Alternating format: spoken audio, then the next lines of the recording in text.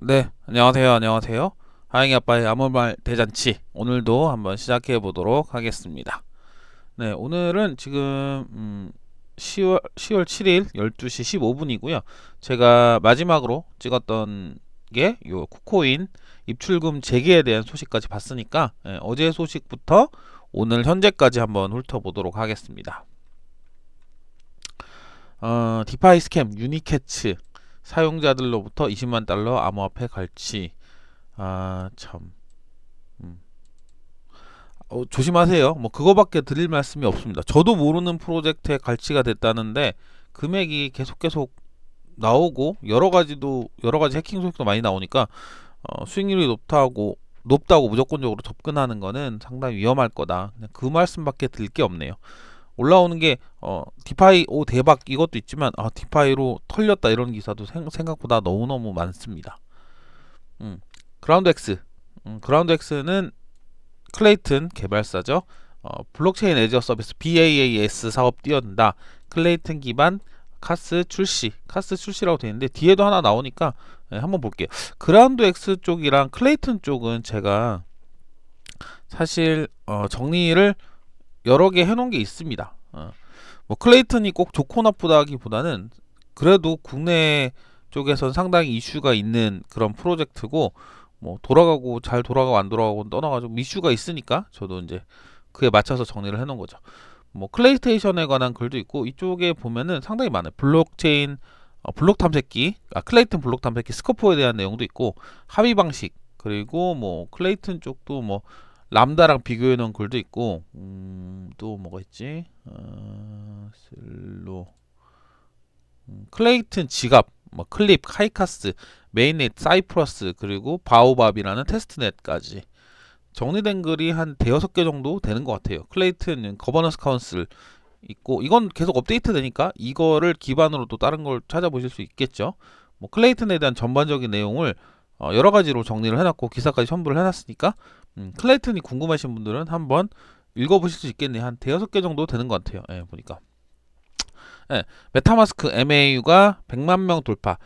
사실 이거 보면 월 활성 유저 수라고 돼 있잖아요. 저는 제가 용어를 정리한 모든 그 근간은 제가 모르는 것 위주로 정리를 한 겁니다. 사실. 근데 제가 모르는 걸 꼭 남이 다 알 수도 있고 모를 수도 있지만 일단은 MAU도 사실 몰랐어요. 이거 저도 잘 모르는 거였는데 이게 마케팅 지표로 사용되는 용어더라고요. 보니까 DAU, MAU 이 두 개가 나오거든요. 이건 정리를 좀 짬뽕을 해놓긴 했는데 DAU 쉽습니다. DAU는 하루 동안 유저 수, 데일리 액티브 유저고 MAU는 먼슬리 액티브 유저입니다. 그래서 이걸 보면 그렇죠? 메타마스크의 월 사용자가 100만이 돌파했다. 이게 한번 기억을 하면 이 뉴스를 제목만 보고 이해를 하는 거예요. 뭐 메타마스크에서 뭐 중복계 정도 뭐 있을 수 있겠지만 100만 명을 한 달 동안 메타마스크를 이용했다라고 하니까 뭐 대단한 거죠, 사실은. 어떻게든 음, 중복 유저는 빼더라도 그리고 이 부분은 메가피 아시죠? 메가피가 있었는데 또 유명한 그 메가피 백신 개발자긴 한데 이게 탈세 등의 혐의로 스페인에서 체포됐고 미국 소환을 앞두고 있다 이런 기사가 올라왔습니다. 그리고 뭐 저번에 대선에도 뭐 나간다고 해서 돈도 모으고 그랬고 뭐 같은 날 미국 증권거래위원회에서는 메가피가 금품을 받았다는 사실을 밝히지 않은 채 여러 ICO 프로젝트를 홍보한 혐의로 민사소송을 제기했다고 밝혔다. 뭐 17년, 18년 7개 ICO를 홍보한 대가로 약 145억 엄청 많이 받았네. 아이씨.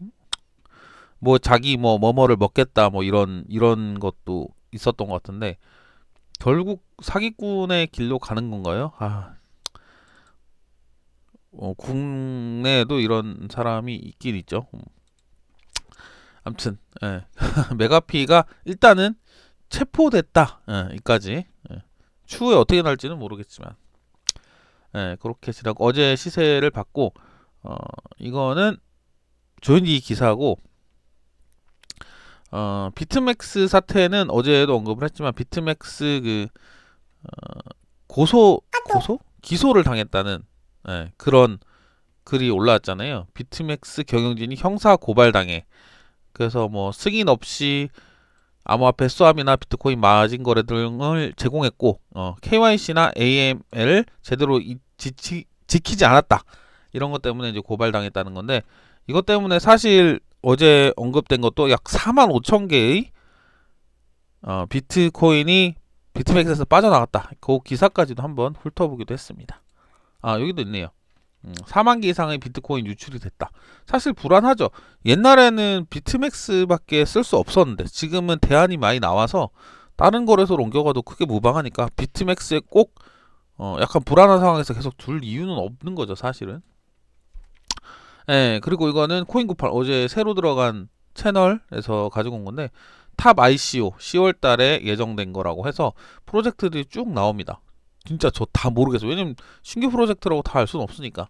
뭐 어디서 펀딩 받았고 투자자들도 있고 뭐 간단한 설명 같은 게 있으니까 필요하신 분들은 한번 보시면 좋을 것 같습니다. 그리고 제가 편집했던 영상, 여기서부터 하면 안 되고 제가 끊어졌던 것부터 해야 되니까 하나씩 또 넘어가서 볼게요. 여기 보면은 이거는 테크엠 쪽에서 쓴 기사인데요. 키워드만 볼 거예요. 나머지는 모르겠고. 카스는 여기 있죠. 클레이튼 API 서비스. API를 불러서 쓸 수 있는 서비스를 개발자들한테 쓰는 그런 버전으로 나온 것 같고, 클레이튼 버전의 유니스왑도 곧 나온다. 예. NFT, 디파이. 그러니까 클레이튼 카카오 코인 클레이튼에 대해서 이제 여러 가지 용어를 갖다 붙인 거예요. 물론 할 거라고 생각은 하지만 그냥 뭐라고 해야지? 홍보성 글? 뭐 이렇게 좀 보이긴 합니다. 클레이튼에 대한 좀 개략적인 설명도 있는 것 같고, NFT는 좀 이슈가 될 거긴 한 것 같아요. 뭐 좋든 싫든 간에 메타로 보기는 좀 뭐하긴 하지만 클레이튼에서 얼마 전에 뭐 가입할 때 줬던 NFT 토큰도 있고 제 지갑에도 있고, 뭐 어떻게 될지 모르겠지만 그냥 개념 정도를 머리에 좀 쥐고 있으시면 좋겠다는 좀 생각을 해봅니다. NFT가 뭔지 모르면 이게 나오더라도 무슨 말인지 못 알아듣잖아요. 저는 좀 그런 쪽에 좀 포커스를 맞추고 있습니다.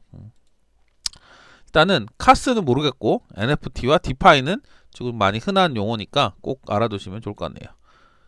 도미노 피자가 페이코인을 결제할 때 50% 할인되는 이벤트가 이번 달에 새로 왔습니다. 28일 날이고요. 28일 날 도미노 피자 50% 저도 시켜 먹을 예정입니다. 한번 확인해 보시면 좋을 것 같네요. 와이스 레이팅스는 비트코인 등급을 상향했다 이렇게 나오는데, 와이스 레이팅스가 무슨 회사냐고 하면 암호화폐 평가 기관이에요. 제가 예전에도 설명드린 적 있은 것 같긴 한데 다른 영상에서 와이스 레이팅스가 중국 GCID와 더불어 가지고 암호화폐 평가는 미국의 기관입니다. 보면 1971년도부터 시작되어 미국의 5만 5천여 개의 기관 및 투자를 평가하는 미국의 신용평가 기관입니다.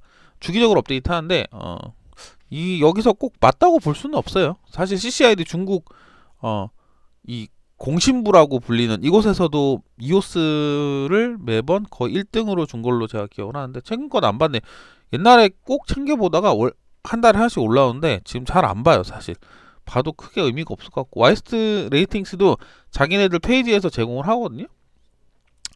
웨이스 레이팅스 뭐 이렇게 부르긴 하는데 한번 들어가 볼게요. 오랜만에 저도 들어가면은 암호화폐 코인 레이팅스 이렇게 평가가 있어요. 자기네들이 내는 평가가 이것도 계속 한 달에 한 번 바뀌나? 뭐 A등급, B등급, C등급 이렇게 나눠가지고 자기들이 평가를 매기는데 모르겠어요. 저는 이거 잘 챙겨보진 않아가지고 뭐 이런 게 있다 정도.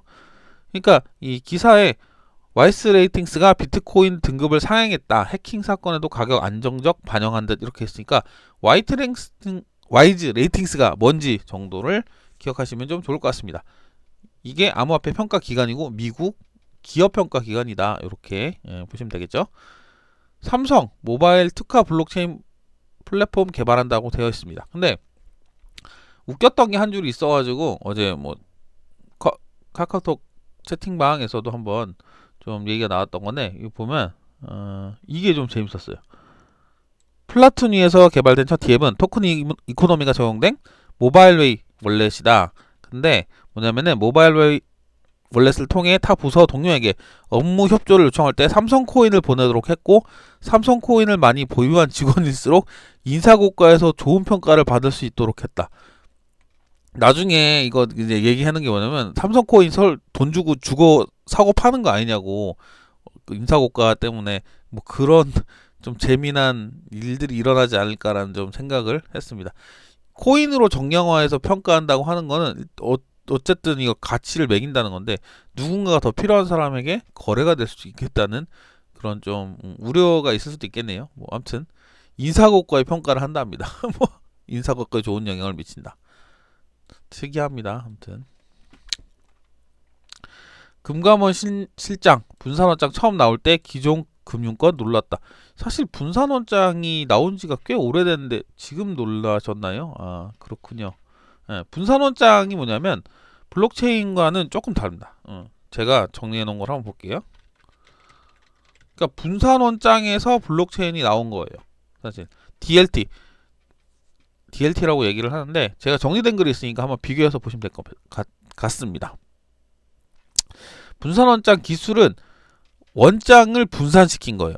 그죠? 근데 블록체인은 그 원장을 블록처럼 이어나가는 게 블록체인입니다. 그러니까 블록체인은 분산원장 기술이지만 합의를 통한 공유 분산 데이터베이스 기술이고, 블록체인은 분산된 원장을 블록을 체인으로 연결하는 기술이다. 그러니까 원장을 분산시켜 놓는 거는 일반 아까 이 글에서 좀 나오긴 하는데, 중앙화된 은행에서 계속 관리를 해왔던 거예요. 근데 그거를 분산시킨다. 그게 분산 원장의 개념이고, 그거를 원장을 계속 블록처럼 이어붙인다. 이게 블록체인인 거고. 개념이 조금씩 다릅니다. 요거 한번 읽어보시면 좀 좋으실 것 같아요. 제가 봤을 때는. 그러니까 장부를 분산하여 저장하는 기술은 DLT, 블록체인은 그걸 이어붙인다는 건데, 암호화를 통해서 대표적인 게 리플이죠. 리플은 분산원장 기술만 사용한다고 저는 이렇게 알고 있습니다. 예. 아무튼 분산원장이 처음 나올 때 기존 금융권이 놀랐다는 거는 이 기사에 잠깐 보면 그렇더라고요. 얘기 드린 것처럼 그 장부는 은행에서 중앙에서만 관리를 했는데 그걸 나눠 가진다. 이것 때문에 금융권이 놀랐다고 하는 뭐 그런 내용입니다. 그렇죠. 이거는 본딩 커브 제가 올려드리려고 했던 건데, 본딩 커브를 이제 완전히 정리를 해가지고 글로 업데이트를 했습니다. 본딩 커브는 토큰 판매 가격 산정 방식으로 되어 있죠. 일부 프로젝트들이 지금 IDO 이니셜 디파이 오퍼링에서 좀 사용하고 있는 방식이고, 이런 커브를 가집니다. 커브를 가지고 가격이 이 풀에 넣고 빼는 것만으로도 AMM 오토메이티드 마켓 메이킹이 일어나는 그런 구조입니다. 네, 이거 장점과 단점 이런 거 한번 읽어보시면 좀 도움이 되실 것 같아요. 아, 이거 오타가 났구나. 그렇죠. 리플 스웰 얘기. 리플 스웰은 10월 이번 달 14일에서 15일 동안 한다고 이제 뭐 홍보 글이 올랐죠. 리플 스웰이 가격에 영향을 미친다. 그거는 뭐 알 수가 없습니다. 저도 어젠가 설명드렸던 것 같은데, 17, 18년은 좀 변동이 있었고 19년은 거의 없었고, 이제 올해 2020년이니까 어떻게 될지는 모르겠다는 거죠. 그리고 이거는 체인링크 인터뷰 기사 글인데요. 제가 조금 신기해서 가지고 왔습니다. 제가 생각하는 것과 유사한데, 근데 이게 지금 코인마켓캡이라던가 아니면 정보 사이트들에서 제공하는 것과는 이 얘기하는 게 좀 많이 달라요. 그 부분을 조금 짚어보려고 합니다. 체인링크가 궁금하신 분은 또 이것도 정리를 해놨어요. 체인링크라고 치시면 딱 한마디로 요약하면 이겁니다. 이거는 제가 정리를 하고 이쪽 체인링크 쪽에서도 연락을 받아가지고 일부 수정도 한 부분인데, 체인링크는 오라클 블록체인 미들웨어입니다. 미들웨어. 이따 기사에도 아마 비슷하게 나올 거예요. 한번 봅시다. 여기 보면은 체인링크는 논쟁을 부르는 가장 유명한 프로젝트 중 하나이다. 이게 무슨 논쟁이냐면 어떤 프로젝트가 디파이가 맞느냐 아니다. 그러니까 체인링크가 디파이가 맞느냐 아니다에 대한 논쟁이 많이 일어나는 프로젝트라고 하는 거죠. 근데 여기 인터뷰에서 나온 부분이 정확하게 나옵니다. 이런 문구가 보세요. 25일 강남 드림플러스에서 이영인 체인링크 한국 담당자를 만났다. 그는 체인링크는 디파이 프로젝트가 아니다 라고 말했다. 아울러 체인링크는 블록체인 프로젝트라고도 볼 수 없다라고 덧붙였다. 에? 블록체인도 아니고 디파이 프로젝트도 아닙니다. 근데 코인마켓캡 아까 그 코인마켓캡에 대한 글도 언급이 되어 있어요. 보면 카테고리를 또 바꿔놨구나. 안 뜨냐? 자 빨리 뜹시다. 자 느려. 왜 이렇게 광고도 너무 많이 붙고 많이 느립니다. 조금 이따 올게요. 로딩한 후에.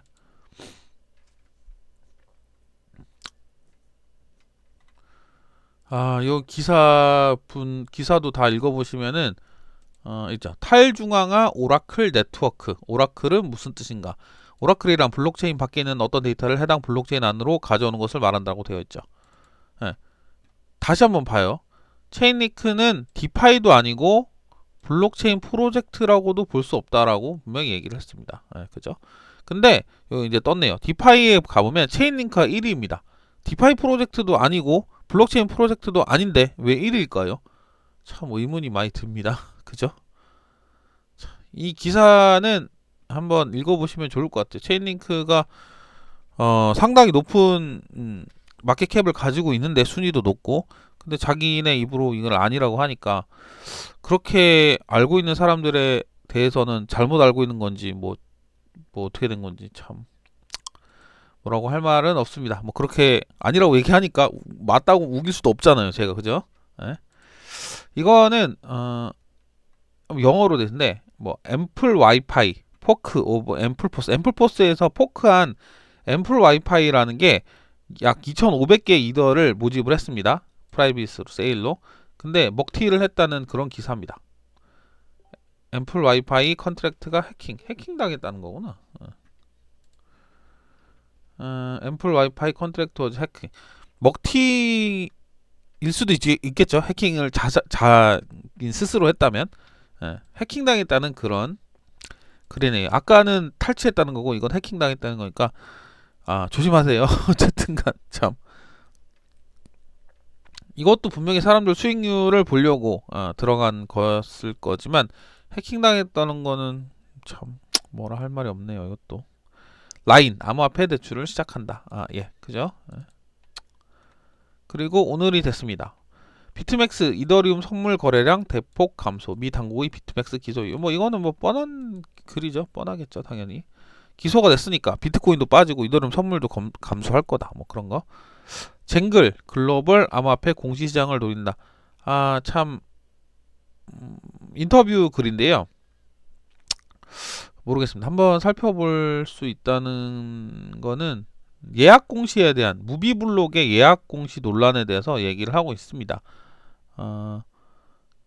공감이 가는 것도 있고 안 가는 것도 있어서 쟁글이 어떤 걸 하고 잘못을 했고 뭐 잘하려는 건 무엇이고 목표는 무엇인지에 대해서 읽어보실 분들은 한번 읽어보시면 좋겠어요. 저는 개인적인 평가는 굳이 하지 않으려고 합니다. 그냥 응원은 하지만 잘한다고는 보기가 좀 어렵네요. 여러 가지로 봤을 때. 쟁글에 대한 인터뷰 기사니까 한번 읽어보시면 좋을 것 같네요. 한국은행 내년 중앙은행 디지털 화폐를 시험 유통한다. 디지털 화폐는 제가 중국 쪽도 얘기를 하면서 여러 번 말씀드렸는데 CDBC죠. CDBC 센트럴 뱅크드 디지털 커런시. 그러니까 미국이랑 일본, 중국도 시범 운영을 계획하고 있다는 그런 이제 현황을 나타낸 표입니다.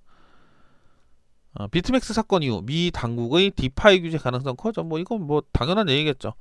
디파이가 지금 떠오르고 있긴 하지만 규제에 들어오지 않게끔 금융을 탈중앙화시키는 그런 관점이기 때문에 오히려 더 규제 가능성이 크다는 거는 뭐 자명한 사실이겠죠.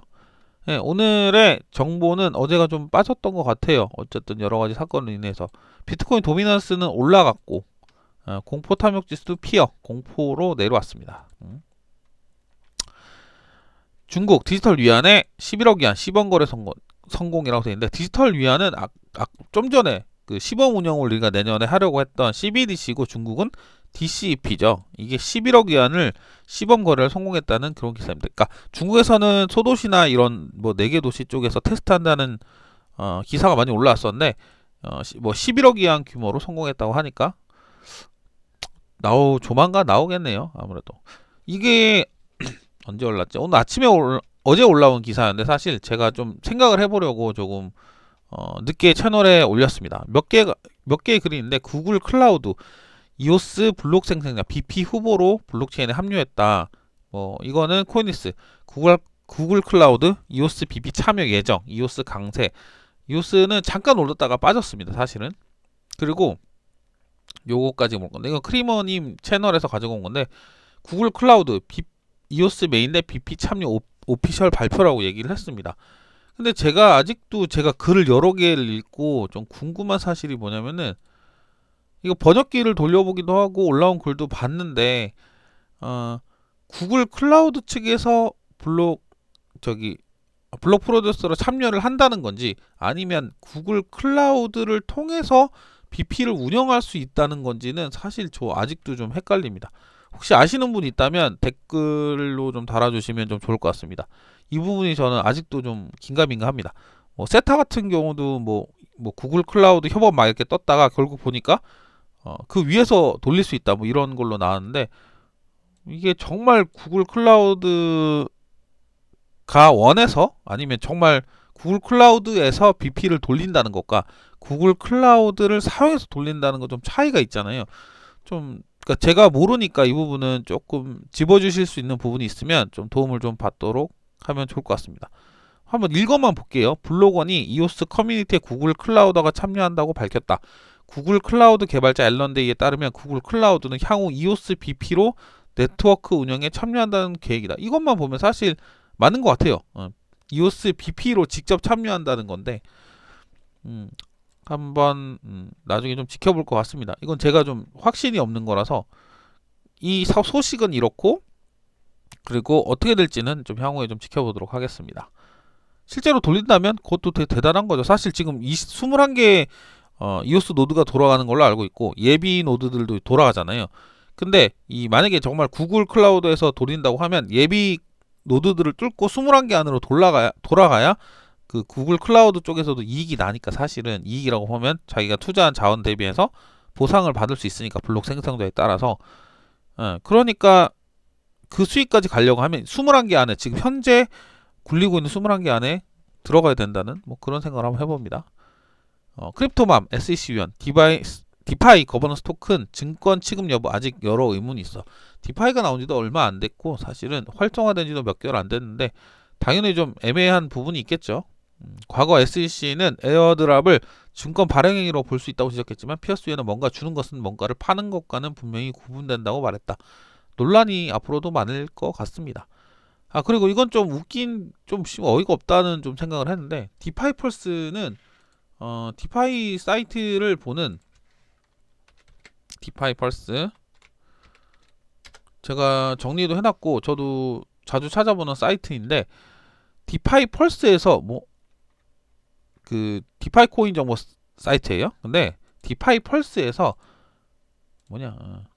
거버넌스 토큰 아이덱스를 출시했다고 합니다. 도대체 디파이 펄스에서 왜 아이덱스라는 거버넌스 코인을 만들었을까요?